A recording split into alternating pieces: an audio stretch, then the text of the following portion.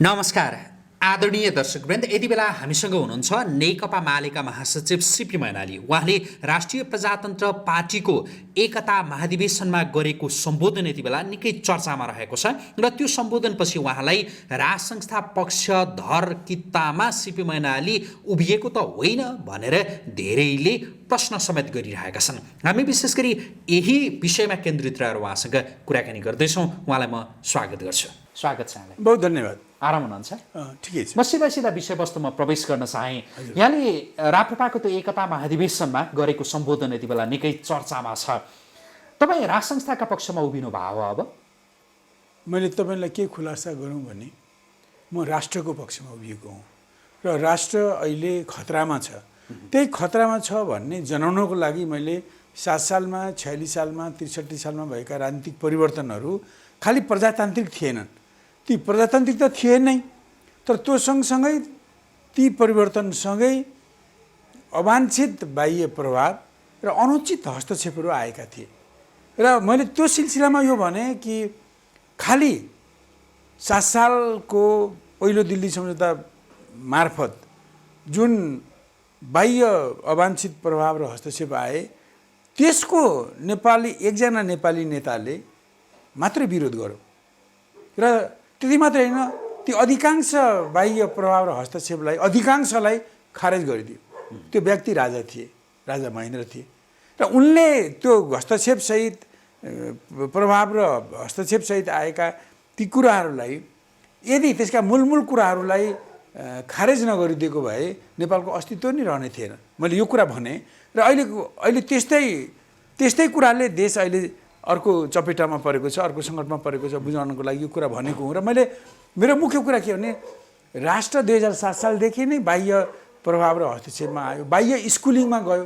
मैले तपाईँलाई बताउँ कि अब जुन 7 सालको दिल्ली सम्झौताबाट पहिलो सम्झौताबाट जुन हस्तक्षेपहरू आए त्यसमध्येका सबभन्दा ठुला कुराहरू चाहिँ विधानसभाको चुनाव गराएर गणतान्त्रिक विधान बनाउने कुरा थियो। यदि त्यो काम भएको भए होइन, त्यो उसले 2-3 वर्षभित्रमा गरिने भन्ने कुरा थियो। दिल्ली सम्झौताको कस्तो मलाई थाहा छ। अब त्रिभुवनलाई गद्दी दिने त्यसको एउटा विषय र अब गद्दी छोडिरहेको, सत्ता छोडिरहेको राणाशाहीलाई सम्मानजनक अवकाश दिने, बिदाई दिने, उसलाई उनकै मोहन शमशेरकै नेतृत्वमा अन्तरिम सरकार बनाउने दोस्रो कुरा रह्यो। तेस्रो, नेपाली काङ्ग्रेसलाई सत्तामा ल्याइयो आन्दोलनकारी दललाई को हिसाबले। अब चौथो, राजबन्दी जो राणाशाहीको विरुद्धमा लडिरहेका थिए, कठोर जेल यातनामा थिए, उहाँहरूलाई रिहा गर्ने कुरा भयो। पाँचौँ कुरा यो भारतको निम्ति थियो, विधानसभा, संविधान सभा होइन, भारतले आफ्नो सङ्घीय गणराज्यको निम्ति विधानसभा भनौँ, संविधान सभा भनौँ, तर नेपालको लागि भारतका प्रान्त सरह विधानसभा बनाउने र त्यसमार्फत गणतान्त्रिक संविधान ल्याउने कुरा गर्यो। जुन गणतान्त्रिक संविधान ल्याउने कुरा तत्कालीन भारतमा आश्रय लिन पुगेका, राणाशाहीको दमनबाट आश्रय लिन पुगेका तत्कालीन राजा त्रिभुवनले नेपाल 7 सालको फागुन 4 गते फर्केर 7 गते राजा त्रिभुवनले गरेको सम्बोधनमा त्यो कुरा स्पष्ट लेखेको छ, विधानसभा मार्फत म गणतान्त्रिक संविधान दिनेछु भनेर। त्यसरी त्यो चाहिँ त्यस बेलाको समयमा भनौँ दक्षिण एसियामा के एउटा नीति, के मान्यता प्रचलित थियो भने जुन मान्यताको शिकार नेपाली काङ्ग्रेस पनि बनेको थियो। त्यो मान्यताका बाहक भारतीय नेताहरू थिए। उनीहरूमध्ये जुन भारतका प्रिन्सली स्टेटहरू, जसमध्ये जुन कश्मीरमा राजा थिए होइन, हरिसिंह देव, अब उनलाई नहटाइकन कश्मीरलाई भारतमा मिलाउन सकिन्न थियो। एउटा उपद्रव परिघटना घटेर उनी सीमित स्वायत्ततासहित भारतीय गणराज्यमा मिलेपछि कश्मीरलाई सीमित स्वायत्ततासहित भारतीय गणराज्यमा मिलाइयो राजाबाट उनलाई हटाएपछि। त्यस्तै हैदराबादको निजामको त्यही स्थिति रह्यो। अनि नेपालको सन्दर्भमा पनि अब 2003 सालको राष्ट्रिय काङ्ग्रेसको उद्घाटन कार्यक्रममा 2003 सालमा कलकत्ताको एउटा स्कुलमा, खालसा स्कुलमा उद्घाटन गर्दा त्यसका नेता विश्वेश्वर प्रसाद कोइरालाले पनि यो भन्नुभएको थियो, अहिले पनि त्यो रेकर्डेड छ कि वस्तु त नेपाल भारतकै अङ्ग हो, तर श्री 5 श्री 3हरूको कारण माने सामन्ती शाहीहरूको कारण यो अलग राज्य बनेको मात्रै हो भन्ने अभिव्यक्ति अहिले पनि त्यो रेकर्डेड छ।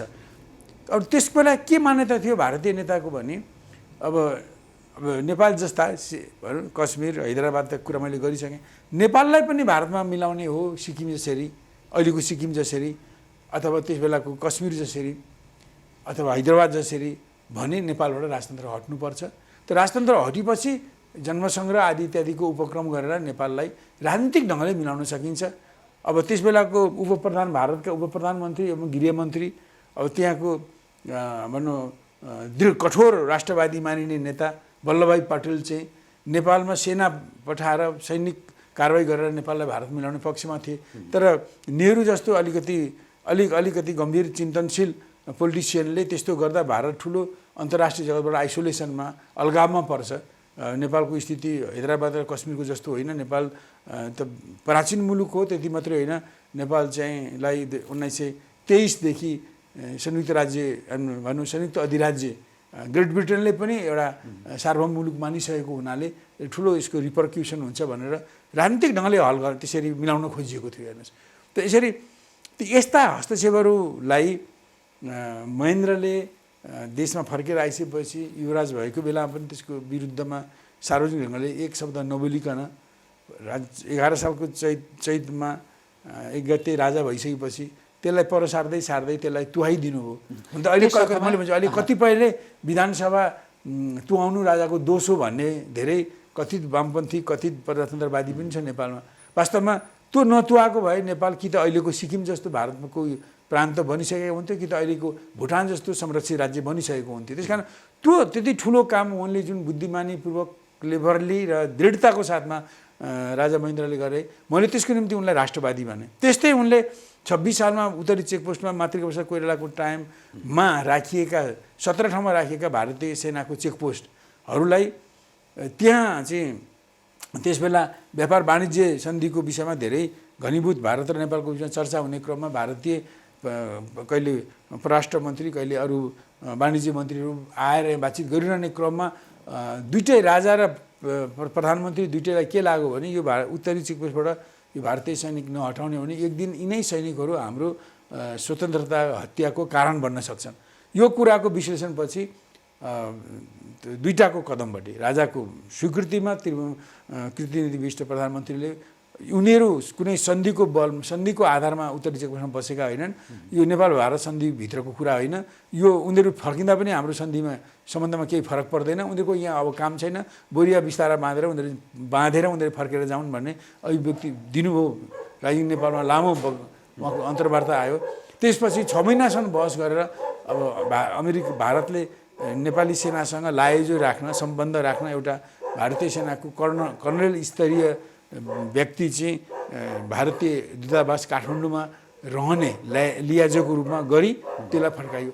यी दुईटा क्रम, यसमा अरू बिचका यति धेरै उहाँले नेपाल र नेपाली जनतालाई बलियो बनाउने कदमहरू चाल्नु भएको छ। मैले अहिले त्यसको चर्चा गरिनँ। यी दुईटा ठुला कदमहरू हुन् जसले नेपालको स्वतन्त्रता सार्वभौमतालाई टिकायो। त्यसकारण यस बापत मैले राजालाई राष्ट्रवादी भनेको होइन। उनले पृथ्वीनारायण शाहले राष्ट्रको पछिल्लो पटक रत्नमल्ल मल्ल मुकुन्द सेन पछि नेपालको एकीकरण गर्ने र त्यो दिगो एकीकरण गर्ने, टिकाउ एकीकरण गर्ने र अहिलेको नेपाललाई नेपालको राष्ट्र निर्माताको नेतृत्व गर्ने राजा पछि सिङ्गो नेपाललाई स्वतन्त्र सार्वभौम बनाउने कदम कुनै राजाले चालेका छन् भने त्यो कदम दोस्रो पटक पृथ्वीनारायण शाहपछि महेन्द्रले चालेका हुन्। त्यस कारण मैले उनलाई राष्ट्रवादी भने, सुन्नुहोस् न, राष्ट्रवादी भने त अहिले मैले के भन्छु भने अब भन त नागरिकको तर्फबाट विश्वेश्वर प्रसाद कोइरालाले पनि 2033 सालमा भारतमा बसेर ठुलो आन्दोलन गर्दिनँ म, अब म देशमै जान्छु, अब राजासँग मेरो घाँटी जोडिएको छ, अब देशलाई बचाउने हो भने राष्ट्रिय मिलाप चाहिन्छ, मूलतः राजासँग मिल्नु पर्यो, अरू जनताहरूसँग पनि अथवा अरू पार्टीहरूसँग पनि मिलापको कुरो सेकेन्डरी भए पनि त्यो नीति लिएर आउनुभयो र उहाँले पनि वास्तवमा नेपाललाई बङ्गलादेश जस्तो हुनबाट, सिक्किम जस्तो हुनबाट उहाँले पनि बचाउनु भयो।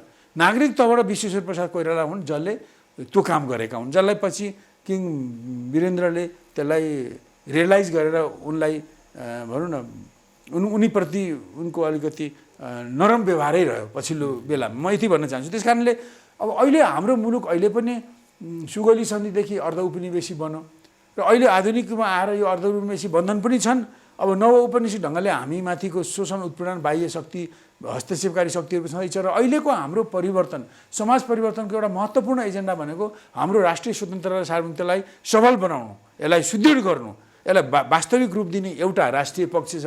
अर्को देशभित्रको सामन्तवादी र दलाल पुँजीवादी शोषण उत्पीडनबाट जनतालाई मुक्त गर्नु र जनतालाई प्रजातान्त्रिक अधिकार सम्पन्न गर्नु अर्को पक्ष छ। त्यही कारण अहिलेको हाम्रो क्रान्तिको चरित्र राष्ट्रिय र जनवादी क्रान्ति हो र यस्तो स्थितिमा जसले आफ्नो बाह्य शक्तिहरूको हस्तक्षेप दबाब घुसपैठ आदि इत्यादिको जसको बाह्य शक्तिहरूको त्यस्ता गतिविधिको जसले विरोध गर्छ त्यो राम्रो कुरा हो र जसले विरोध गरेको छ त्यसलाई हामीले प्रशंसा गर्नुपर्छ, सकारात्मक ढङ्गले लिनुपर्छ।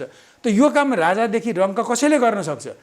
जनताबाट उठेको जसरी उहाँले गर्नुभयो, पछि दिल्ली सम्झौतापछि जसरी पुष्पलालले गर्नुभयो दिल्ली सम्झौताको विरोध गरेर, यी कदमहरू देशको राष्ट्रियतालाई स्वतन्त्रतालाई बलियो बनाउने कदम हुन्। चाहे त्यो राजाले गरेका हुन्, चाहे त्यो जनताबाट उठेका नेताहरूले गरेका हुन् अथवा एउटा अदना नागरिकले गरेका हुन्, ती सबै स्तुत्य हुन् र तिनको प्रशंसा गरिनुपर्छ।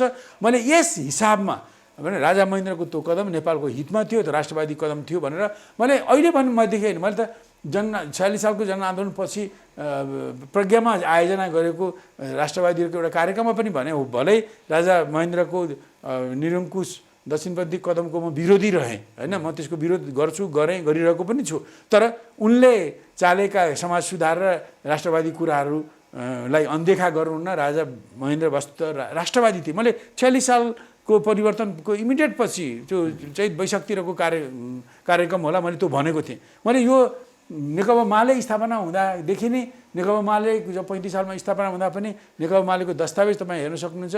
त्यसबेला 62 टुक्रामा विभाजित नेपाललाई एकीकरण गर्ने जुन अग्रसरता पृथ्वीनारायण शाहले लिनुभयो र उहाँले सुरु गरेको कामलाई 72 वर्षपछि चाहिँ त्यो टुङ्ग्यो, सुगौलीको सन्धिबाट रोकियो। त यसलाई हामीले ऐतिहासिक घटना, यो प्रगतिशील घटनाको रूपमा हामीले लिएका छौँ। त्यस कारण यी घटनाहरूलाई साम्राज्यवाद विरोधी, किन त्यो एकीकरण पनि ब्रिटिस इन्डियाको अथवा ब्रिटिसको विस्तारवाद, ब्रिटिस इन्डियाको विस्तारवाद र देशभित्रको सामन्ती पृथकतावाद विरोधी सङ्घर्षको उपज थियो। त्यही कारण बाह्य शक्तिको हस्तक्षेपको विरोध गर्ने काम अहिलेको हाम्रो क्रान्तिको एउटा महत्त्वपूर्ण काम हो र यो कुरालाई जसले गरे पनि यो कुरालाई सकारात्मक देख्नु यो मार्क्सवादी दृष्टिकोण हो र यो हाम्रो सुरुदेखिकै हो। यसकारण यी मार्क्सवादी दृष्टिकोणले अब राजा महाराजाहरूले अब पृथ्वीनारायण शाहले, अब पछि महेन्द्रले, पछि वीरेन्द्रले, पछि ज्ञानेन्द्रले पनि गरेका कयौँ कुराहरू चाहिँ सकारात्मक रहे राष्ट्रको निम्ति भनेर, जस्तो शान्ति क्षेत्रको प्रस्ताव भनौँ, किङ ज्ञानेन्द्रले राजा भइसकेपछि, दरबार हत्याकाण्डपछि राजा भइसकेपछि भुटानको स्ट्याटस नमान्ने काम गर्नु होइन, र भारतमा अथवा विदेशमा बसेर विदेशीहरूको गोटी बन्न नचाहनु, यी सकारात्मक कामहरू हुन्, यी राष्ट्रवादी कामहरू हुन्। यी राष्ट्रवादीले त राष्ट्रवादी भन्नु पऱ्यो, यसलाई के भन्ने त, के यो अराष्ट्रिय काम भन्ने? यी त राष्ट्रवादी नै काम हुन्। अब यति भन्ने बित्तिकै कोही पनि मान्छे राजापन्थी हुँदैन। मैले यी कामलाई सकारात्मक देखेँ। त्यस्ता काम सबैले गरौँ, राष्ट्रको स्वतन्त्रता सार्वभौमिक सत्ता अखण्डतालाई बलियो बनाउने काम सबैले गरौँ हो, यो आशयले मैले भनेको हुँ। तर अब प्रचण्डजीको दृष्टिदोष हो होइन, उहाँको दृष्टिदोष हो, उहाँले यो कुरा बुझ्नु भएन। किन विभिन्न समयमा अहिलेको राष्ट्रिय जनवादी क्रान्तिको यो चरणमा, यो समयमा बाह्य हस्तक्षेपको विरोध जसले गरे पनि त्यो सकारात्मक कुरा हो, सही कुरा हो, त्यो राष्ट्रवादी कुरा हो भनेर उहाँले, पुष्पलालले गरे, प्रचण्डले बुझ्नु पर्थ्यो। र उहाँले त्यो नभए पनि मैले त्यसबेला त्यो मैले भने बाबत मलाई राप्रपा भयो भनेर उहाँले जुन भन्नुभयो, राप्रपाको अध्यक्ष हुन खोजेको भनेर कथित बधाई दिनुभयो उहाँले, यो वास्तवमा उहाँ अराष्ट्रिय मान्छे हो भन्ने यसले प्रमाणित गर्छ। र उहाँले के भन्छ भने कम्युनिस्टहरूको काम चाहिँ राष्ट्रको कुरा चाहिँ अरूहरूले गरून्, राष्ट्रवादीहरू भनौँ नै अरूहरूले गरून् होइन, तर कम्युनिस्टको काम चाहिँ विदेशीहरूको तलुवा चाट्ने हो भन्ने जस्तो कुरा गर्नुभयो क्या उहाँले। यो त मिल्ने कुरा होइन नि। कम्युनिस्ट ठिक छ, राष्ट्रवादीहरूले जस्तो राजा राष्ट्रवादी भए, अरू राष्ट्रवादी अरू व्यक्तिहरूले पनि त्यस्तो काम कदमलाई समर्थन गरेका छन् होइन, त्यो राम्रो कुरा हो। तर कम्युनिस्ट त साम्राज्यवाद विरोधी हो। हाम्रो क्रान्ति नै सामन्तवाद र साम्राज्यवाद विरोधी क्रान्ति हो। यो मलाई त्यो टिप्पणी मैले गरिदिएँ, उहाँको दृष्टि दोष हो। त्यसो भन्दा मलाई उहाँप्रति दया लाग्यो। कम्युनिस्ट नामधारी मान्छेको यस्तो भनौँ न, यस्तो कमजोर दृष्टिकोण, राष्ट्रप्रतिको यस्तो कमजोर दृष्टिकोण, साम्राज्यवाद विरोधप्रतिको यस्तो कमजोर दृष्टिकोण दया लाग्दो कुरो छ, कसरी उनी मार्क्सवादी हुन्? मेरो प्रश्न छ के तपाईँ मार्फत उहाँलाई प्रश्न, तपाईँ कसरी मार्क्सवादी हो? अघि यहाँले भन्दै हुनुहुन्थ्यो जस्तो भारतले तत्कालीन अवस्थामा राज संस्था हटाउने, विधानसभा गराउने र त्यसमार्फत नेपाललाई भारतमा गाभ्ने, पहिले विधानसभाबाट राजा हटाउने, राजा विभिन्न माध्यमबाट यसलाई नेपाललाई गाभ्ने हैन, भारतमा गाभ्ने उसको त्यो योजना थियो। तर राजाले त्यति बेला जोगाए भनेर यहाँले भन्नुभयो। अहिले जस्तो नेपालबाट राज संस्था जे जसरी हट्यो या हटाइयो जे भयो, अहिले पनि नेपाललाई गाभ्ने त्यो रणनीति भइराखेको छ। डेफिनेटली भइरहेको छ। अहिले मैले तपाईँलाई त्यहाँ मैले राप्रपाको महाधिवेशनमा पनि मैले भने 7 साल 46 साल 63 सालमा जुन राजनीतिक परिवर्तन भयो त्यसका दुई पाटा छन्। एउटा प्रजातान्त्रिक पाटो, त्यो राम्रो छ, सकारात्मक छ। अर्को राष्ट्रघाती पाटो, राष्ट्रिय हित को खण्डन गर्ने, त्यसलाई कमजोर बनाउने पाटो, बाह्य अवांछित प्रभाव र बाह्य हस्तक्षेपको पाटो छ। यो यो यो यो यो बाह्य प्रभाव र अवांछित प्रभाव र हस्तक्षेप ल्याउने गरी त्यसबेला नेपालका पार्टीहरूले काम गर्नुहुने थिएन, त्यो काम गर्नुहुने थिएन। अब त्यो कुराको हामीले शिक्षा लिएनौँ। हामी जहिले पनि तपाईँलाई भनौँ, मैले यो बोलिरहेको क्षणसम्म पनि ठुल्ठुला भनौँ सङ्ख्याले ठुला भएका पार्टीका नेताहरू भन्छ हामीले 6 सालदेखि 7 सालदेखि हामीले विधानसभा चाहिएको, राजाहरूले विधानसभा हुन दिएनन्। ए बाबा, त्यस बेला 9-10 सालमा विधानसभा भएको भए हामी कि त सिक्किम हुनु पर्थ्यो, अहिलेको गाभिनु पर्थ्यो, कि त अहिलेको भुटान हुनु पर्थ्यो, संरक्षित राज्य हुनु पर्थ्यो। त्यही कारण त्यो हाम्रो मागै होइन। त्यो भारतका प्रधानमन्त्रीले अरूलाई बिलो लगाए, राजालाई एक थोक दिए, काङ्ग्रेसलाई एक थोक दिए, राणाहरूलाई एक थोक दिए, राजमन्त्रीलाई रिहाई दिएर आफ्नो निम्ति चाहिँ उनले त्यो राजनीतिक गोटी राखे, जुन गोटी चालेर उनी विधानसभाको नाटक गरेर राजा हटाउने। किन राजालाई त हट्न कायल गरिसकेको त त्रिभुवनको 2007 साल फागुन 7 गते उहाँले सम्बोधन गर्नुभएको कुराबाटै थाहा हुन्छ नि। म गणतान्त्रिक विधान दिन्छु भन्नुभयो। गणतान्त्रिक विधान भनेको सबैलाई थाहा छ राजा नभएको विधान, अनि त्यो त राजाकै मुखबाट आएको, उहाँलाई कायल गरेको रहेछ नि। त्यसै कारणले पछि उनको भनौँ न उनको स्वकीय सचिवको रूपमा भारत IAS अफिसर आएर बस्यो गोविन्द नारायण सिंह। अनि प्रधानमन्त्री अब यो भारतीय राजदूत चाहिँ क्याबिनेट बैठकमा बस्थे। अब पछि मिलिट्री मिसन आएपछि निजामती मिसन आयो, यी सारा कुरा नेपाललाई घेरेर चाहिँ विधानसभा गर्ने र त्यो विधानसभाले राजा फ्याँक्ने। अब त्यसपछि नेपाललाई सकियो भने सिक्किम जस्तो भारतमा गाप्ने, सकिएन भने पनि भुटान जस्तो संरक्षित राज्य, सबै अधिकार भनौँ यसको विदेश नीति, यसको सुरक्षा, यसको प्राकृतिक स्रोतको दोहन आदि सम्बन्धी कुराहरू भारतले आफ्नो हातमा लिएर नेपाललाई चाहिँ भनौँ न दारानङ्ग्रा फुकालेको बाघ बनाएर राखिदिने, यस्तो काम हुन्थ्यो होइन। त्यस कारण यस्तो कामबाट त्यस्तो भइसकेपछि त्यसलाई भत्काउन धेरै कठिन हुन्थ्यो हामीलाई। अब कमसेकम त्यो हुनबाट किङ महेन्द्रले जोगाए, पछि त्यसैलाई अगाडि सारेर किङ वीरेन्द्रले 2031 सालमा शान्ति सूत्रको प्रस्ताव ल्याउनु हो होइन। त्यो प्रस्ताव पनि वास्तवमा त्यसको एउटा पक्ष होइन, एउटा पक्ष त राजाको निरुङको शासनलाई जोगाउने शान्ति भन्ने एउटा पक्ष होला, तर अर्को पक्ष त बाह्य शक्ति कसैले पनि आफ्नो भूमि चाहिँ नेपालको विरुद्ध होस्टाइल गतिविधि गर्न प्रयोग नगर्ने शर्त थियो त्यसमा। त्यही भएकोले गर्दा 120 वटा राष्ट्रले त्यसलाई स्वीकार गर्दा पनि भारतले स्वीकार गरेन। किन गरेन भने माओवादीलाई पालेर नेपाललाई ठोक्न रहेछ। यदि उसले शान्ति क्षेत्रको प्रस्ताव स्वीकार गरेको भए माओवादीहरूलाई 53 सालदेखि भारतमा ज्वाइँ पाले जसरी पाल्ने, उनीहरूलाई परोक्ष रूपले सहयोग पुर्याउने, अब ट्रेनिङ हतियार आदि सप्लाई गर्न सजिलो गर्ने र पछि फर्कने, अनि त्यसो गर्दै उनीहरूलाई उग्र बनाएर आतङ्ककारी काम गर्न लगाउने र त्यसको आतङ्ककारी केही कामको प्रमाण पेश गरेर उनलाई आतङ्ककारी इन्टरपोलमा भन्ने, अनि उनलाई आफू खुसी नेपालमा फर्कन रोक्ने, भारतको स्वीकृति बेगर आउन नसक्ने बनाएर पछि फर्कने बेलामा कुछ त एक भारी विदेशी एजेन्डा माओवादीको काममा बोकाएर पठाए, जुन एजेन्डाबाट देश अहिले पनि मुक्त भएको छैन। त्यस कारण मैले यो बताउन कि ती आन्दोलनहरूमा 7 साल 46 साल 63 सालका राजनीतिक परिवर्तनहरू डेमोक्रेटिक मात्रै होइनन्, डेमोक्रेटिक मात्र नभनौँ, तिनीहरू अवांछित बाह्य प्रभाव र हस्तक्षेप सहितका हुन्। पहिलो दिल्ली सम्झौताबाट आएको 7 सालका हस्तक्षेपहरूलाई, विदेशी प्रभावहरूलाई राजा महेन्द्रले चाहिँ कुशलतापूर्वक अधिकांशलाई खारेज गरिदिनु भयो र तर पनि केही प्रतिशत त्यसका बाँकी थिए। पछि 46 सालमा पनि निर्दललाई हटाउने क्रममा जुन ढङ्गले हामीहरूले भारतको र युरोपको सहयोग लियौँ, त्यस बाबत भारतका युरोपका धेरै स्वार्थहरू यहाँ भित्रे। अनि पछि माओवादीले 52 सालदेखि सशस्त्र आन्दोलन गरेर भारतमै बसौँ त, खुलेआम भारतमै बसेर गरेर पछि उहाँ बस्दा बस्दै आतङ्ककारीको बिल्ला पनि भारतले लगायो।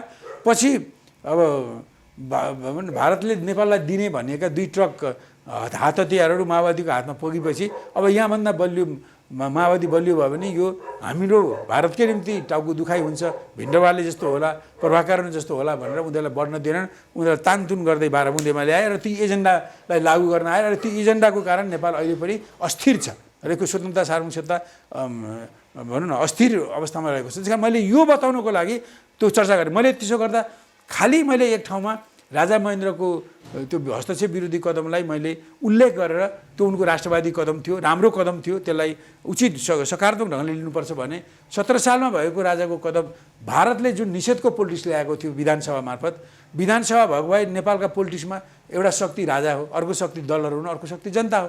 यी पोलिटिक्स यी शक्तिहरूमा राजालाई निषेध गर्ने पोलिटिक्स लिएको थियो विधानसभाले। त्यसकारण यो पोलिटिक्सलाई भनौँ विधानसभा राजा महेन्द्रले कुशलतापूर्वक त्यसलाई टारे पनि, तर त्यो विधानसभा फेरि पनि आउँदैन भन्ने थिएन र भारतले त्यो मनसुबा त्यसबेला पनि छोडेको छैन, अहिले पनि छोडेको छैन नेपाललाई तोड्ने। अहिले त तराई छुट्याएर अनि त्यसपछि पहिले तराई खाने त्यसपछि पहाड खाने ढङ्गले भारतले काम गरिरहेको सबैलाई थाहा छ, नेपालीहरूलाई सबैले बुझेका छन् यो, होइन? त्यसै कारण एक मधेस एक प्रदेश आदि इत्यादिका नाराहरू आए। राजाले देश जोगाए, होइन? महेन्द्रले, तपाईँले वीरेन्द्रको पनि नाम लिनुभयो, राजाहरूले देश जोगाए, त्यो भएर फेरि राजाले मात्रै देश जोगाउन सक्छन् भन्ने हो, त्यो यहाँ एकदम प्रष्ट बोल्ने व्यक्ति पनि हो, एकदम त्यो मनको कुरा भन्ने फेरि राजाले देश जोगाउन सक्छन् भन्ने। यसो मैले भने के भने मैले त्यो भने मैले चाहिँ अहिले पनि म लास्टमा यसलाई टुङ्ग्याएँ कि 7 साल 46 साल 63 साल जस्तो अहिले पनि नेपाल अहिले अर्कै किसिमको सङ्कटमा छ। अहिले हामी देशभित्रको अविकास, गरिबी, महँगी, बेरोजगारी, यत्रो ठुलो पलायन, होइन? अब देशभित्रको भ्रष्टाचार, अव्यवस्था, होइन? अब विदेशमुखी राजनीति, होइन? र विकृत राजनीति, होइन? मूल्य मान्यताहीन राजनीति, यसले देशभित्रै आन्तरिक रूपले सङ्कटमा फँसेको छ। बाह्य रूपमा 7 सालको 46 सालको 63 सालको प्रजातन्त्रसँगै आएका हस्तक्षेपहरू थुप्रेर बसेका छन् र तिनीहरूले हाम्रो राज्यलाई कमजोर बनाएका छन्। म तपाईँलाई प्रमाण दिन्छु, धेरै लामो भने त्यसको एउटा प्रमाण के हो भने भारतले एक गोली नचलाइकन हाम्रो करिब 400 वर्ग किलोमिटर जमिन पश्चिमी ब्यास क्षेत्रको जमिन कब्जा गरेको छ। हामीले वार्ता गर्न खोज्दाखेरि मुन्टो अर्कोतिर फर्काएर बस्छ। 72 ठाउँमा सीमा अतिक्रमण छ, ती झन् बढिरहेका छन्। भारतले एसएसबी सीमा लगाएर नेपालीलाई दुःख दिने, मार्ने, लुट्ने, हत्या बलात्कार गर्ने पनि छोडेको छैन। अहिले त झन् नाङ्गो भएर आतङ्ककारी आततायीको जस्तो काम गरेर तुइनको डोरी काटेर भनौँ न खोलो तर्ने नेपालीलाई उसले बगाइदिएर हत्या गरेको छ। यस्ता अत्याचारहरू भारतको बढिरहेको छ अहिले। त्यस कारणले बाह्य हस्तक्षेप अहिले चर्को छ, भित्री अव्यवस्था छ, सङ्कटमा छ देश। त्यसमाथि संयुक्त राज्य अमेरिकाले एमसिसी जस्तो इन्डो पेसिफिक रणनीतिको अङ्ग बनेको एमसिसी जस्तो कम्पनी अन्तर्गत 2टा प्रोजेक्ट नेपालमा गर्न खोजेको छ र त्यो प्रोजेक्ट सम्बन्धी एमसिसीसँग भएको सम्झौतालाई सदनबाट पास गराइयो भने नेपालको त्यो सम्झौता नेपालको संविधानभन्दा माथि हुन्छ र एमसिसी कम्पनी चाहिँ नेपाल सरकारभन्दा माथि हुन्छ। यस प्रकार नेपाललाई एमसिसी कम्पनीको मातहत राख्ने र नेपालको संविधानलाई सम्झौताको मातहत राखेर नेपाललाई आफ्नो भनौँ कुरुक्षेत्र बनाउने, चीन विरोधी एउटा कुरुक्षेत्र युद्ध मैदान बनाउने, त्यसले गर्दा नेपालको शान्ति, स्थिरता, विकास समाप्त होस् र त्यो जुधाइमा अब साँडेको जुधाइ बाछाको मिसाइ जस्तो अमेरिका यहाँ टेकेर चीनमा हमला गर्छन्, चीनले पनि आफ्नो सुरक्षाको निम्ति चुप लागेर त बस्दैन, हातमा दही जमाएर बस्दैन, उसले त प्रतिकार गर्छ। अनि उनीहरूको लडाइँले गर्दा मर्ने त हामी झुपडीवासी नेपाली नै हौँ। उनीहरू जसले यो षड्यन्त्र गतिविधि सञ्चालन गर्छ उनीहरू टोटकामा लुकेका हुन्छन्, मर्ने भनेको त हामी झुपडीमा बस्ने नि हौँ। त्यस कारणले गर्दा यस्तो अत्यन्त राष्ट्र सङ्कटमा भएको बेलामा मैले के भन्नलाई त्यसो भनेको भने 7 साल 46 साल 63 सालमा आएका बाह्य अवाञ्छित हस्तक्षेप र अवाञ्छित प्रभाव र अनुचित हस्तक्षेप थुप्रिएका छन्। अहिले थप अमेरिकाको चाहनाले गर्दा नेपाल खेल मैदान बनेको छ। यो अव्यवस्था, गरिबी, महँगी को सङ्कट र यो बाहिरी चरको हस्तक्षेपमा देशमा पुगेको छ। यसलाई देश यो यो यो यसको अव्यवस्था र यो बाह्य हस्तक्षेपको खाडलबाट देशलाई बाहिर उठाउनु पर्यो। अब मैले त्यहाँ के भने यसरी हिजो त ल डेमोक्रेसी चाहियो भनेर भारतको सहयोग लियौँ 7 सालमा, 46 सालमा भारत र युरोपको सहयोग लियौँ हामीले। यो मलाई राम्रै थाहा छ त, आन्दोलनमा भएको मलाई कसरी युरोपलाई परिचालन गर्ने, कसले गर्ने सबै निर्णय भएको मलाई म आफै सम्बन्धित गवाह छु त्यसको। मैले देखेर मैले यो कुरा गरेको, उनीहरूको सहयोग लियौँ। पछि उनीहरूले आफ्ना इन्ट्रेस्टहरू ल्याए, पछि आइएनजिओहरू थोपरे, उनीहरूका मान्छे धर्म परिवर्तन गर्ने आइएनजिओहरू आए, धर्म परिवर्तन गरिरहेका छन्। अरू ठाउँमा उनीहरूले आफ्ना जासुसी गर्ने सारा कामहरू त्यस मार्फत गरिरहेका छन्। भारतको भूमिका त देखिहाल्नुभएको छ।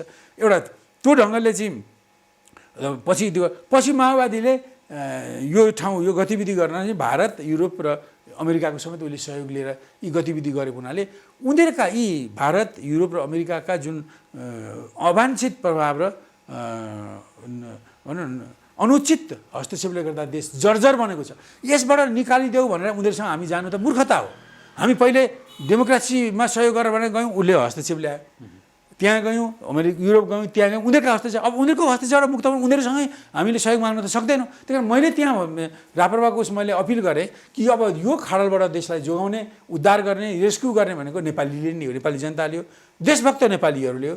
देशभक्त नेपालीहरू 4 स्ट्रिममा, 4 राजनीतिमा छन्। कोही कम्युनिस्ट समर्थक छन्, कोही कम्युनिस्ट इतर वामपन्थी समर्थक छन्, कोही प्रजातन्त्र समर्थक छन्, कोही राष्ट्रवादीहरूको समर्थक छन्, होइन। त्यही कारण जय भए पनि यी 4टै स्ट्रिममा देशभक्त पनि छन्, कम्युनिस्टमा पनि छन्, वामपन्थीमा पनि, प्रजातन्त्रवादीमा पनि, राष्ट्रवादीमा पनि छन्। अरू ती सबैमा फेरि विदेशभक्त पनि छन्।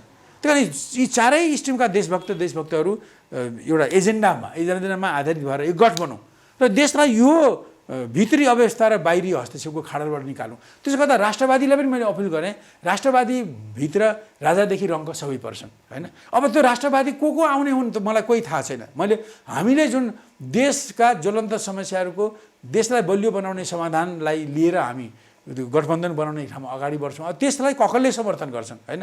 हाम्रो आधार के हो भने, हाम्रो आधार हो कि त्यो समर्थन गर्नेले कमसेकम पनि 2063 सालमा त्रिपक्षीय सम्झौता हुँदा, होइन, तत्कालीन राजा ज्ञानेन्द्र, 7 दलका केही दलहरू, हामी त थिएनौँ त्यसमा।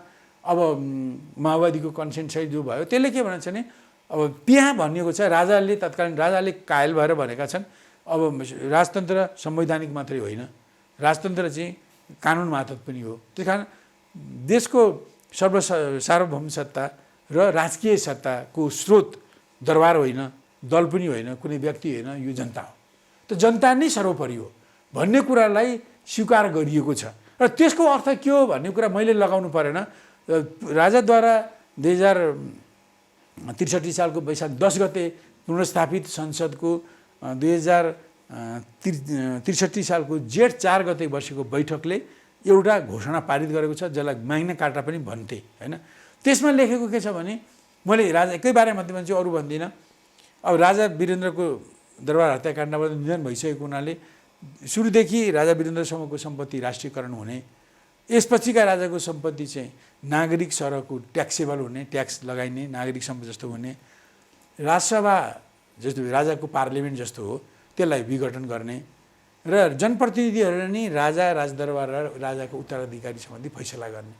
त्यसरी राजा के हुने भयो, नागरिक राजा हुने भयो। नागरिक सरह प्रतिनिधि सभाले दिएको अधिकारभित्र बस्ने राजाको कुरा परिकल्पना गरेको छ। अब यो कुरालाई स्वीकार गर्ने जो छन् राष्ट्रवादीमा, प्रजातन्त्रवादीमा अथवा अरू कम्युनिस्टहरूमा, जसले यो हामीले लडेर ल्याएको उच्चतम जुन अधिकारको गुदी हो यसमा सहमत हुने, यसलाई लागू गर्ने, यसप्रति इमान्दार रहने जो कोही मान्छे चाहिँ त्यो अग्रगामी नै हो। त्यो अग्रगामी परिवर्तनको गुदी कुरा त्यही हो, होइन। अब त्यो अग्रगामी कुरालाई स्वीकार गर्ने सबै राष्ट्रवादीहरू, त्यो अग्रगामी कुरालाई स्वीकार गर्ने सबै प्रजातन्त्रवादीहरू, सबै वामपन्थीहरू, सबै कम्युनिस्टहरूले त्यो देशभक्तिपूर्ण यो एजेन्डाहरूमा एक ठाउँमा आउन पाउँछन्। र अहिले देशलाई यो भित्री अव्यवस्था, भित्री सङ्कट र बाह्य हस्तक्षेपबाट जोगाउने, रेस्क्यु गर्ने आन्दोलनमा उनीहरू सहभागी हुन सक्छन् र उनीहरूको योगदान अनुसार उनीहरूले राजकाज चलाउने ठाउँमा भाग लिन पाउँछन्। हामीले यसो भनेका छौँ, हामीले कसैलाई पुकार गरेका छैनौँ, हामी त्यो एजेन्डा अगाडि सार्छौँ र त्यो एजेन्डामा सबै कम्युनिस्टहरू जो छन्, जो कम्युनिस्ट इतर वामपन्थीहरू छन्, प्रजातन्त्रवादीहरू छन्, राष्ट्रवादीहरू छन्, उनीहरूका देशभक्त तत्त्वहरू आउनुहोस् भनेर हाम्रो अपिल हो। हामीलाई अमुक नआऊ भन्ने हाम्रो अपिल होइन। तर हाम्रो शर्त के भने सबभन्दा त्यो हुनु पर्यो। त्यसको माने के हो भने हामी पुँजीवादी प्रजातन्त्रमै छौँ। अहिले हामी नि जनवादी प्रजातन्त्र सिपी मैनाली नेकपा माले खोजेको होइन। हाम्रो यो जुन मैले कुरा भन्दैछु यो यहाँले यति भनिसकेपछि बुझ्नलाई त गाह्रो भएन होइन। तैपनि यहाँकै मुखबाट धेरैले त्यो सुन्न चाहेका छन् कि सिपी मैनाली अझ प्रष्ट रूपमा बोले हुन्थ्यो भनेर धेरैले भनिरहेका छन् कि अब राज संस्थाले मात्रै यो मुलुक जोगाउन सक्छ भन्ने निष्कर्षमा पुगेको हो भनेर धेरैले सोधा छन्। तपाईँले अरू धेरै कुरा प्रष्ट बोलिरहनु भएको छ। मैले कुनै एउटा शक्तिले जोगाउन सक्दैन, न त कम्युनिस्टहरूले सक्दैन। अब कम्युनिस्ट त धर्म छोडेका अब यी ठुला डबल नेकपा बनेका माओवादी केन्द्र र एमाले चाहिँ यिनीहरू एउटाले वर्गघात गर्यो, अर्काले राष्ट्रघात गर्यो। माओवादी राष्ट्रघात गर्ने कम्युनिस्ट, वर्गघात गर्ने कम्युनिस्ट एमाले, यिनीहरू गल्ती नसजाइकन 75 को जेठ 3 गते मिले र फेरि त्यहाँ यस्तो यिनीहरूको बिचमा चाहिँ यस्तो हुडल्लो मच्यो कि उनीहरूले एकता पनि जोगाउन सकेनन्। पछि फेरि 77 सालको फागुन 23 गते यिनीहरू फेरि छुटिए। फेरि त्यसपछि फेरि एमाले दुई टुक्रा भयो। अब दुई मिलेर एक बनेका थिए 75 सालको जेठ 3 मा। त्यो एक चाहिँ फेरि 3 मा परिणत भएको छ। अहिले यिनीहरूको बिचमा गाँड कोराकोर छ। कुनै एउटाले जोगाउन सक्दैन हैन, कुनै एउटाले सक्दैन। यहाँले भने जस्तो मलाई भन्दैछु, त्यही कारण कम्युनिस्टहरू यति धेरै विपुल शक्ति आर्जन गर्ने कम्युनिस्ट वास्तवमा तिनीहरू मार्क्सवादी थिए भने, वास्तवमा तिनीहरू देशभक्त थिए भने हैन, र उनीहरू नैतिक र कम्युनिस्ट आचरणयुक्त थिए भने उनीहरूले के गर्न सक्थे भने उनीहरू एक्लैले सक्दैन। देशका सबै खाले देशभक्तहरूलाई उनीहरूले गोलबन्द गर्न सक्थे, एउटै मोर्चामा ल्याउन सक्थे। चाहे ती कम्युनिस्ट नभएका वामपन्थी हुन्, चाहे ती प्रजातन्त्रवादी हुन्, चाहे ती राष्ट्रवादी हुन्, जो देशभक्तहरू छन् उनीहरू सबैको एउटा गोलो बनाएको भए अब जसले बनाउँथ्यो त्यस्तै गोलो यदि डेमोक्रेटहरूले काङ्ग्रेसले त्यस्तो गर्थ्यो भने, त्यस्तै सबैलाई मिलाउन सक्ने काम राप्रपाले गर्थ्यो भने हैन, त्यो हुन सक्थ्यो। तर के भने त्यो हुन सकेन। एक त कम्युनिस्ट त धर्म छोड्ने कम्युनिस्ट भए, नामधारी कम्युनिस्ट मात्रै ठुला। अब साना कम्युनिस्टहरू छौँ, जस्तो हामीहरू छौँ जो देशभक्त कम्युनिस्टहरू छौँ। हामी मार्क्सवादी हौँ, नेमकिपा छ। अब सिपी गजरेल वैद्यजीहरू पनि देशभक्तिको बाटोमा आउन खोज्दै हुनुहुन्छ। अब कति सफल हुनुहुन्छ त्यो हेर्दै जाउँ होइन। यस्ता कतिपय कम्युनिस्टहरू छन् जो इन्डिभिजुअल होलान्, कोही समूहहरू छन्, उनीहरू देश नै प्राथमिक हो। देशभन्दा पार्टी ठुलो होइन, देशभन्दा मार्क्सवाद ठुलो होइन, देश नै ठुलो हो। र देशलाई जोगाउनु, देशभन्दा राजा पनि ठुलो होइन, देशभन्दा धर्म पनि ठुलो होइन, पार्टी पनि ठुलो होइन। त्यही कारण देशलाई जोगाउने काममा हामी एकगठ हौँ भन्ने दिशामा अब यी कम्युनिस्टहरू जो हामी आइरहेका छौँ, मैले अघि नाम लिएँ, आइरहेका छौँ, यिनीहरू अब अरू पनि आउन सक्छन् होइन। त्यहाँ को आउँछन् मलाई थाहा छैन। त्यस कारण एउटै शक्तिले भनौँ कम्युनिस्टहरू नै मात्रै यस्तो त्यही नेकपाकै बुद्धि सप्रेको भए, मार्क्सवादी भएको भए, सबैलाई समेटेको भए ऊ एक्लैले सक्ने थिएन। त्यसबाट पनि सबैलाई गोलबन्द गर्नु पर्थ्यो। अब अहिले त झन् उनीहरू त मूर्खै कम्युनिस्ट नामका 3टा ठुला सङ्ख्या बहुल दलहरूले धर्म छोडे। यिनीहरू चाहिँ विशेष गरी विदेश परस्त भए। कोही सिद्धान्तमा विदेश परस्त, कोही विदेश नीतिमा विश्व परस्त, विदेश परस्त, कोही उनीहरूको राज्य सञ्चालनमा विदेश परस्त होइन भएका छन्। त्यही कारण उनीहरूबाट त त्यो सम्भवै भएन। अहिले दुःखको कुरा हुन सक्थ्यो तर भएन। त्यही कारण अब कुनै एउटाले सक्दैन। त्यही कारण हामीले अपिल गरेको के भने अब जो कम्युनिस्ट इतर वामपन्थी, प्रजातन्त्रवादी, राष्ट्रवादी जो देशभक्त छौँ, किन सबैमा विदेशभक्त पनि छन्, कम्युनिस्टमा भरमार छन्। अब कम्युनिस्ट इतरमा वामपन्थीमा पनि छन्, प्रजातन्त्रवादीमा पनि भरमारै छन्। मूल पार्टीहरू विदेशभक्त नै बनेको देख्छु म। अब राष्ट्रवादी पार्टीहरूमा थोरै पार्टी छन् तर उनीहरू पनि त्यस्तै होलान्, हामीले त्यो देखिरहेका छौँ होइन। यस्तो भएको हुनाले हामीले के भने सबै स्ट्रिममा भएका, सबै प्रवृत्तिमा भएका देशभक्तहरू विचारधाराको आधारमा होइन, एजेन्डाको आधारमा एकगठ हौँ। त्यो एजेन्डाको आधारमा एकगठ भयो भने मात्रै देश जोगाउन सकिन्छ। त्यही कुनै एउटा स्ट्रिमले मात्रै देश जोगाउन सक्दैन। राज संस्थालाई निषेध गरेर देश जोगिँदैन। मैले भने अब यो राष्ट्रवादी भित्र राज संस्था पनि पर्छ, राष्ट्रवादी शक्तिमा त्यो पनि पर्छ। संस्थालाई निषेध गरेर भनौँ न देश जोगिन्छ भन्ने अनि यसो भने राष्ट्रवादी शक्ति आउनुपर्छ। अब राष्ट्रवादीमा को आउने हुन् आई डोन्ट नो इट होइन। यो त राष्ट्रवादीहरूले फैसला गर्ने कुरो हो। फेरि राष्ट्रवादीको कुनै त्यस्तो अलगै सङ्गठनलाई राप्रपालाई मैले भनेको होइन, हरेराम शिवसेना कसैलाई भनेको होइन मैले। देशमा राष्ट्रवादीहरू छन्, छरिएका छन्, जो राष्ट्रवादीहरू देश जोगाउने एजेन्डामा आउँछन् ती र जसको मिनिमम आधार के भने जनता नै सार्वभौम सत्ता र राजकीय सत्ताको मालिक हो। त्यसलाई इमान्दारी साथ मान्ने, त्यसलाई इमान्दारी साथ कार्यान्वयन गर्ने, त्यसलाई अनर गर्ने सबकै आउन सक्छ। मैले कोही आउँछ कोही आउँदैन हामी भन्दैनौँ, सबकै आउन सक्छ। अब को आउँछन् को आउँदैन त्यो हाम्रो खुसीको होइन, त्यो राष्ट्रवादीहरू भित्रका विभिन्न सङ्घ संस्थाहरू व्यक्तिहरूको खुसीको कुरा। त्यही कारण हामी बुझ्यो नेपालमा हाम्रो एउटा ठोकेर भन्छु कि यी चारटै शक्ति मिल्नुपर्छ, एउटै शक्तिले मात्रै नहुने भयो। किनभने मूल शक्ति कम्युनिस्टका पनि मूल शक्तिले धर्म छोडे, डेमोक्रेटको पनि मूल शक्ति काङ्ग्रेस, उसले पनि धर्म छोडो। अब के भने व्यक्तिहरू छौँ। अब राष्ट्रवादीको पनि मूल शक्तिको कुरा अहिले धर्म राज्य बनाउनको निम्ति विदेशको भक्ति गर्ने काम गरिरहेको छ, मैले त्यो देखिरहेको छु। चाहे तपाईँ धर्मको निम्ति विदेशको पाउ पुज्न जानुहोस् या तपाईँ राजनीतिको निम्ति पस्नुहोस्, त्यो देशभक्त हुन सक्दैन। त्यस कारणले त्यहाँ पनि राष्ट्रवादीको पनि अब ठुलो शक्ति देखिएको चाहिँ शङ्काको दायरामा छ होइन। ऊ पनि एउटा नै कुनै न कुनै हिसाबले विदेश आश्रित भइरहेको छ। विदेश आश्रित भएर यो देशलाई यो भित्री अव्यवस्था र बाह्य हस्तक्षेपबाट को खाडलबाट मुक्त गर्ने काममा उसले योगदान गर्न सक्दैन। त्यसकारण हाम्रो कुनै पनि अमुक सङ्गठनलाई ल्याउने अथवा नल्याउने हाम्रो कुरै होइन। अमुक संस्था आउँछ अमुक संस्था आउने भन्ने पनि होइन। नेकपा मालेर त के भने चारवटा राजनीतिक स्ट्रिमका धारका देशभक्तहरू एजेन्डाका आधारमा मिलौँ र आन्दोलन त्यसले भनौँ न जनमत र शान्तिपूर्ण जनआन्दोलनबाट देश परिवर्तन गरौँ। त्यस गर्ने क्रममै त्यसको नेतृत्व पैदा हुन्छ। हामीले फलानु नेता हुन्छ फलानु ढिस्कनु हुन्न भन्ने पनि हाम्रो कुरा होइन। हामीले भन्यौँ यो चारवटा धाराबाट आउनुपर्छ। अब को आउने हुन् भन्ने कुरा त मैले खटाउने कुरा भएन, नेकपा मालेले खटाउने कुरा भएन। यी मापदण्डभित्र जो आउँछन् ती सबै हाम्रो निम्ति स्वीकार्य छन्।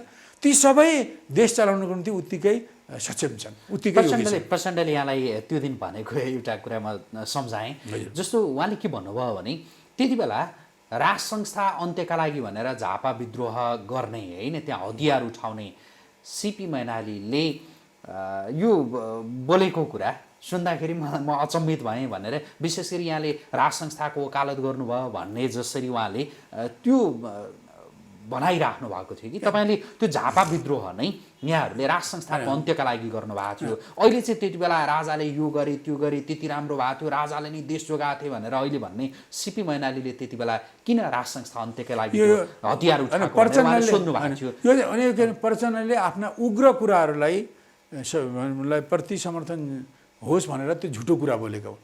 मलाई राम्ररी थाहा छ कि हो 2027-28 सालमा झापा विद्रोहको म one of the leader of that movement हो, यो कुनै छैन। त्यसबेला हामीले राजाको पञ्चायत मात्रै होइन राज संस्था नै उन्मूलन गरेर जनगणतन्त्रै ल्याउन खोजेको छ। प्रचण्डले 50 सालमा भने जस्तै गर्न खोजेको, यसमा मेरो कुनै दुईमत छैन। तर हाम्रो एउटा कुरा के थियो भने हामीले माओवादीले जस्तो विदेशमा जाने हाम्रो नीति थिएन। हाम्रो एउटा सङ्कल्प थियो विदेशमा बसेर पिएलले पनि त्यस्तो उल्लेखनीय काम गर्न सक्नु भएन, बिपीले पनि गर्न सक्नु भएन। त्यस कारण हामीले विदेश जाने होइन, देशभित्रै बसेर लडौँ। अब जे जति गर्न सकिन्छ यो हाम्रो जसरी जति लामो लाग्छ जति दुःख कष्टयुक्त हुन्छ भित्रै बसेर लडौँ, बाहिर जानु हुन्न। त्यसो गर्दा एक आफूले चाहे जस्तो हुन्न, दुई विदेशीले प्रयोग गर्न सक्दा रहेछन् भन्ने कुरा हामीले देखेर हाम्रो फैसलै थियो। झापा विद्रोहमा हाम्रो फैसला थियो कि विदेशमा नजाने। यद्यपि त्यसबेला अहिले आएर मलाई देख्दा त्यसबेला तपाईँहरू त्यति बेला राज संस्था अन्त्यका लागि त अवश्य होइन। सुन्नुहोस् न, राज संस्थाको सुन्नु मैले बताउने भन्न पुऱ्याउ दिनु भएन। राज संस्थाको अन्त मात्रै होइन, हामीले माओवादीले जस्तै जनगणतन्त्र नै खोजेको। तत्कालै सशस्त्र सङ्घर्ष गर्ने, दीर्घकालीन जनयुद्ध लड्ने, तत्कालै गणतन्त्र ल्याउने प्रचण्डहरूले लिए जस्तै हामीले लिएको। त्यसमा हामीले तर के भने हामी जब भित्र बसेर लड्यौँ, हामी बाहिर गएनौँ। अब घनघोर दमन भयो र मलाई त वास्तवमा त्यो आन्दोलनको उत्कर्षको बेलामा 2029 सालको फागुन 15 गते 16 गते म विद्रोही कमिटीको सचिव भएँ। पहिलो सचिव विद्रोहीको 27 सालमा आरके मैनाली हुनुहुन्थ्यो, उहाँको पालामा ग्राउन्ड ब्रेक गरियो, विद्रोहमा उत्रियौँ। त्यसपछि त्यो 29 सालमा जेठ असारमा आइपुग्दा उहाँ टिबी रोगले क्षयग्रस्त हुनुपछि उहाँ बिदा बस्नुभयो र एउटा काकतालीले केपी ओली त्यसको सचिव बन्नुभयो। तर उहाँ सचिव भएको बेलामा धेरै त्यहाँ खतम कारवाहीहरू भए। पछि अब त्यसबेला चाहिँ उहाँले ती कारवाहीको उहाँले आलोचना गरेको म सुन्छु अहिले पनि होइन। तर त्यसबेला उहाँ नै पार्टीको सचिव हो नि त, उहाँकै जिम्मेवारी हो नि, भयो भने पनि उहाँकै नै दोषी हो नि। त्यो 27 सालको असारदेखि उहाँको सचिव ब्याङ्कको बेलामा भएको कुरा त उहाँको जिम्मेवारी हो। मेरो जिम्मेवारी त मलाई पार्टीले खटाएको ठाउँमा म खटिरहेको थिएँ, मेरो त्यहाँ जहाँ थिएँ त्यहाँ मेरो भूमिका हो। उहाँले कति असार साउन भदौ असोज कार्तिक मुसिर पुस माघ फागुन 9 महिना जति उहाँ सचिव हुनुभयो। तर उहाँकोमा मुस्किलले एकचोटि बैठक भएको मलाई सम्झना छ। त्यसपछि उहाँको पार्टीमा उहाँको कमान्ड रहेन, उहाँको नेतृत्व रहेन, उहाँ असफल हुनुभयो। त्यसपछि भनौँ न 29 सालको फागुन 15-16 गते भूमिगत सम्मेलन गरी जिल्लाको, त्यसमा मैले नै गएर केपी ओलीलाई बोलाएको हो। उहाँले आउँछु भन्नुभयो, फेरि लिन जाँदा उहाँ गायब हुनुभयो, आउनु भएन। त्यो 29 सालको जेठ 16 गते मलाई सचिव चुन्यो पार्टीले। अब मलाई सचिव चुनेको 5 दिनपछि सुखानीको काण्ड भयो। त्यसको अर्को वर्ष 30 सालमा साउन 20 गते नडियाबाट ठुलो भयो, त्यहाँ हाम्रो एकजना साथी मारिनुभयो। आरके मैनाली, लीला कटेल, सीता खड्का, हर्क खड्का लगायत धेरै साथीहरू त्यहाँबाट समातिनु भयो। मुख्य साथीहरू त्यहाँ नरेश खरेलहरू समातिनु भयो। र हामी धेरै अत्यन्त थोरै हो। अझ अर्को क्रमशः साथीपछि झापामा एक्लै रहेको थिएँ। त्यो मलाई लाग्छ, मलाई त्यहाँ सचिव चुनेर भनौँ नियतिले मलाई झापा आन्दोलनका योद्धाहरू र शहीदहरूको सन्देशलाई, उनीहरूको भावनालाई समाजमा लागू गर्दै राष्ट्रिय जनवादी क्रान्ति पुरा गर्ने, समाजवादको ढोका खोल्ने कामको तैँले नेतृत्व गर, तैँले यो कामलाई अगुवाई गर भनेको रहेछ जस्तो मलाई लाग्छ। म एक्लै रहे पनि मैले फेरि नयाँ साथीलाई लिएर झापा जिल्ला पुनर्गठन गरेँ। अब मोरुङमा पहिलेदेखि मेरो सम्पर्क थियो, त्यहाँ विशु भट्टको नेतृत्वमा एउटा कमिटी थियो। त्यस बेला माधव नेपालको नेतृत्वमा त्यो पुगेको थियो। माधव नेपाल र मैले मिलेर 31 सालमा अपिल गऱ्यौँ। 32 साल हामीले कोर्डिनेसन केन्द्र बनाउँ, त्यो सचिवमा भएँ। त्यसपछि फेरि गिरफ्तार भयो, जेलमा पऱ्यो। 33 सालमा जेलब्रेक गरेर 15 जना साथी बाहिर आयौँ। फेरि सबै साथीलाई समेटेर मैले मेरै पहलमा 35 सालमा पुस 11 गते सम्मेलन गरेर हामीले नेकपा माले बनायौँ। र त्यो प्रारम्भिक कालमा हाम्रो उग्र वामपन्थी जुन सोच थियो, हामीले जन्मसङ्ग्रह आएपछि अहिले अब यो राजतन्त्र हटाएर जनगणतन्त्र ल्याउने कार्यनीति चाहिँ ठिक हुँदो रहेछ भन्ने कुरामा हामीहरू कन्भिन्स भइसकेका थियौँ। सबै मालेको सबै लिडरसिप कन्भिन्स भएको थियो। खालि त्यसपछिदेखि 1960 सालदेखि लिएर 46 सालसम्म 9 वर्षसम्म हामी अब त्यो राजतन्त्र हटाएर जनगणतन्त्र ल्याउने कार्यनीति त अहिले अन्तर्राष्ट्रिय परिषदले त्यो उपयुक्त छैन भन्ने टुमा पुग्यौँ। ठिकै भयो, हामी कसैको दुईमत थिएन यसमा। तर अब अहिले के कार्यनीति लिने, त्यो कार्यनीतिमा हाम्रो डिबेट भयो। 9 वर्ष भयो र 9 वर्षपछि 46 सालमा गएर मात्रै मेरै प्रस्तावमा पास भयो। मैले के भनेको थिएँ भने, लास्टमा भन्छु, मैले के भनेको थिएँ भने अब यो नभएपछि अहिले कस्तो कार्यनीति लिने भन्दा अहिले कस्तो कार्यनीति आफ्नो शक्तिले प्राप्त गर्न सक्ने लक्ष्य लिउँ र त्यसले हाम्रो रणनीति, जनगणतन्त्र त रणनीति हो हाम्रो, यो चरणको रणनीतिक लक्ष्य, रणनीतिमा पुग्नको निम्ति सहयोग गर्ने कार्यनीति लिनुपर्छ। मार्क्सवादले यही भन्छ। त्यस कारण म केमा कन्भिन्स भएँ भने, त्यस कारण अहिले अब जनसङ्ग्रहमा 4 लाखको फरक हो। धाँधली र राज्य शक्तिको दुरुपयोग गरे पनि 4 लाख मात्रै फरक थियो, बहुदल त्यतिले कम थियो। अब त्यसमा माले चाहिँ त्यो नीतिगत बहिष्कारमा पुगेको थियो, त्यो 37 सालको जनमतको भोटिङमा, होइन।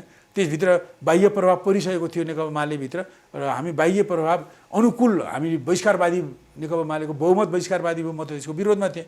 र त्यस्तो हुँदा त 4 लाखको फेरि भने अब हामी अहिले नि अब यो निर्दलीय व्यवस्थाको विरोधमा हामी सङ्घर्ष गर्ने कार्यनीति लियौँ। बिस्तारै यसमा अरू पनि थपिँदै जान्छन्। वाम मोर्चा बनाऊ। अब काङ्ग्रेस बिबीले त्यस बेला खेल खेलेपछि खेलको नियम मान्नुपर्छ भनेर उहाँले त्यो पञ्चायतले जितेको कुराको विरोध गर्नु भएन। तर यो सधैँभरि टिक्दैन। फेरि केही वर्षपछि नेपाल काङ्ग्रेस पनि उसले बहुदलको पक्षमा आउँछ नि। अब 5-7 वर्ष हामीले शान्तिपूर्वक लड्यौँ भने हाम्रै बलबुताबाट हामी निर्दललाई हटाएर बहुदल ल्याउन सक्छौँ। र त्यस्तो भयो भने नेकपा माले एउटा पेट्रियोटिक पार्टी हो। किन हामीले हाम्रो घोषणा अहिले नै हेर्नुहोस्, 35 सालमा पास गरेको हामीले पछिल्लो पटक एकीकरणलाई हामीले ऐतिहासिक प्रगतिशील कदम मानेका छौँ आदि इत्यादि। हामी पेट्रियोटिक मान्छेहरू छौँ। अब हामीले नि यो नेपाली काङ्ग्रेसले पनि बहुदलको पक्ष नलिरहेको बेलामा नेकपा माले नै बहुदलको पक्ष लिएर अहिले बहुदलको आन्दोलन, बहुदल प्राप्तिको आन्दोलनलाई यसले अगुवाई गरेको छ। त्यसकारण बहुदल ल्याउनेमा मालेको रोल महत्त्वपूर्ण छ भनेर धेरै मान्छेले हाम्रो कुरा सुन्छन्। अनि हामी पेट्रियोटिक मान्छेहरू हौँ। हामीले त्यो बहुदललाई पेट्रियोटिक बनाएर देशभक्तिपूर्ण बनाउँछौँ। अब राजाले बहुदललाई चाहिँ अराष्ट्रिय भनेका थिए, त्यो निराधार थियो। तैपनि त्यसका केही कारणहरू नभएका पनि होइनन्। केही कुराहरू थिए जुन कुरामा टेकेर त्यस्ता आरोपहरू, अवाञ्छित आरोपहरू लगाइएका थिए, होइन। त्यस्तो पनि हुँदैन। त्यस कारण देशमा प्रगति भने एउटा पेट्रियोटिक शक्तिको नेतृत्वमा चल्ने, त्यसको प्रभावमा चल्ने एउटा बहुदल आयो भने हामीले देशको स्वतन्त्रता सार्वभौमिक सत्तालाई जोगाउँदै हामी जनवादी क्रान्तिमा अगाडि बढ्न सक्छौँ। मेरो यो प्रस्ताव थियो। दोस्रो यो थियो, अब म अल्पमतमा परेँ। माधव कुमार नेपाल र मदन भण्डारीको केही पनि प्रस्ताव थिएन। न उनीहरूले त्यसमा एउटा चाहिँ भने वामदेव गौतमले ल्याएको प्रस्ताव थियो राजा हटाएर अहिलेको जस्तो लोकतान्त्रिक गणतन्त्र ल्याउने, त्यस बेला त्यसलाई बुर्जा गणतन्त्र भनिन्थ्यो, त्यो ल्याउने उहाँको कार्यक्रम थियो, कार्यनीति थियो। त्यसमा पनि माधव र मदन उनीहरूको समर्थन थिएन, उनीहरूले त्यसलाई उचित ठान्दैनथे। अब ठान त उनीहरू मेरैलाई उचित ठान्थे, तर के भने उनीहरूलाई काहीँबाट सिपीलाई समर्थन नगर्ने उनीहरूलाई सल्लाह थियो, ताकि सिपी जस्तो देशभक्त मान्छे जसले चाहिँ जन्मसङ्ग्रहको बेलामा एउटा मुलुकले चाहेको मुलुकको चाहना विपरीत मैले उपयोग गर्ने नीति लिएँ।